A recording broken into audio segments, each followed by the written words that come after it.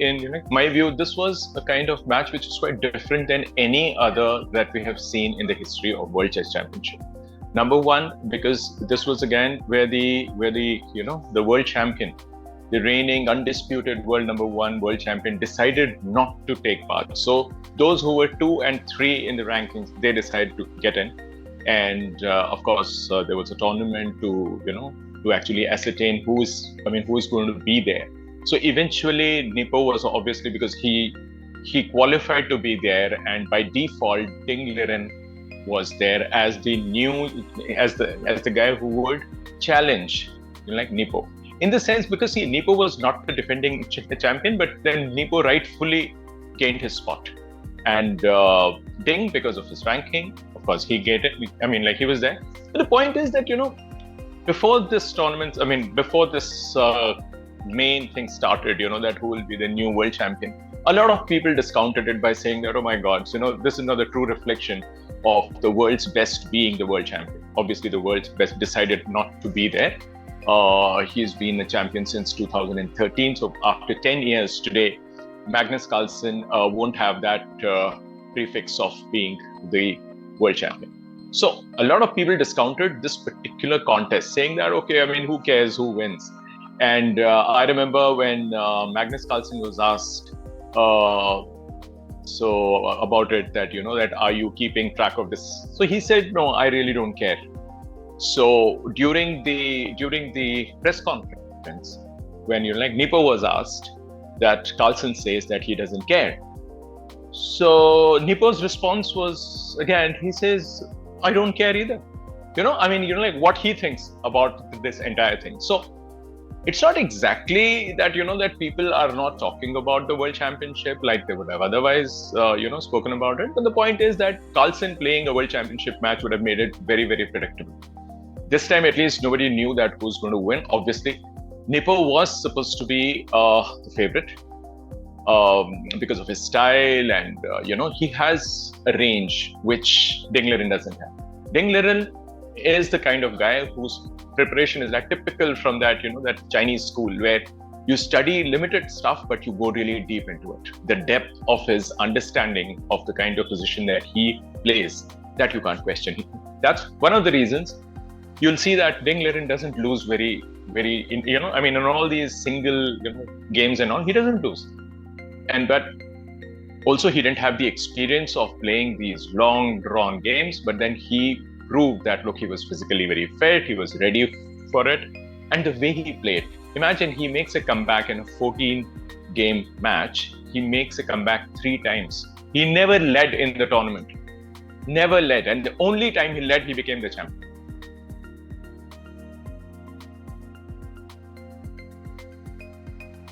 He is not the first world champ. He's the first male chess champ. If you see the female side of the game, where I think Chinese women have been doing very well. Chinese women China as a country has produced a good number of players, including a few women world chess champions. But if you look at them as a team, they have won the Olympiad a few times, both men and their ladies team, which are normally the top seeds. They have made sure that the Russian domination has ended. So China as a chess force has always been there, and especially in the last decade or so, they have done consistently well. The females especially. Male players came in there, they do well in the age groups, and they don't get as many opportunities as the Russians or even the Indians normally have. Because those guys don't send their players so easily out. They don't have that kind of, the kind of financial support which a youngster needs. So Chinese players have limited opportunities because of the way that country is run, the way sports is run there. So, but despite all this, you look at the kind of performances which they've had. Now here you have a male world champion. If you see the top 10, you won't find more than one Chinese there. If you go deeper, top 20, again, you'll have to struggle to find in terms of ranking. But the point is, they don't have players who are seen too much. So going by that yardstick, I think what Ding Liren has actually achieved is that he has given them visibility. Suddenly, players will, because chess is played in, say, 200 countries. So They all know that China is a force, but to have a world champion from there, this is what exactly it did to India. And in 2000, Anand became a world champion. Although he was not the strongest player in the world, he was still the world champion, the official world champion. And thereafter, chess changed in this country. So I think Ding Liren's victory will definitely help that country. But this is not to say that it was not a chess force before today. It is still considered one of the chess superpowers in the world as of today, even with or without Ding Liren being the world champion.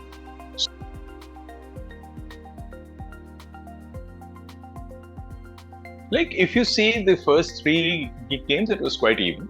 But today, I mean, in that fourth game, I think he got a little too ambitious on the 48th move.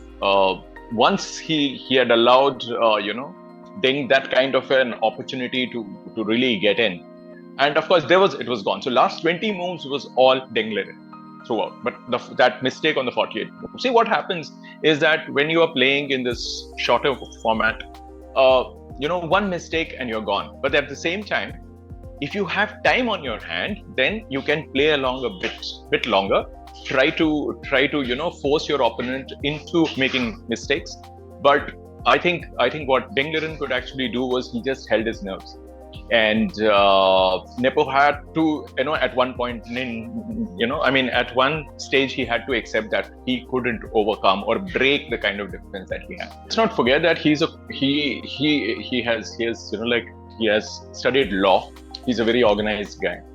He's also, his normal day includes sleeping for a certain number of hours. He doesn't compromise on his sleep. He reads books. He listens to Chinese folk music. He listens to a lot of English songs as well. So his personality is pretty well-rounded. He's unlike those individuals whom you see who doesn't see anything other than chess. They'll stare at a chessboard. They look at books which will give them new ideas. Look at old games, and their personality is essentially, you can say, a single-dimensional personality. Most of the top chess guys, but this guy is like, he's more human. Imagine he's going to take home, I think, something like $1.2 million, and after taxes, whatever amount that he's going to get, he's going to hand it over to his mother. That's what he has always. I mean, every time he wins, he gets whatever amount, he gives it to his mother, who's a nurse. His dad is an engineer. So his grounding, his upbringing, everything that you see, you only can sit back and enjoy and admire. So that's the reason why I said that that you've had this champion who's just perfect, in the sense that anybody looking at him would say, wow, that's the way to be. And today he has a world champion to go with all his achievements. He is currently ranked world number 3, but he's a worthy world champion. He may not be the world's strongest player at the moment, but then in this particular game, we have often seen that people who became world champions were not the strongest at that point. So it's acceptable.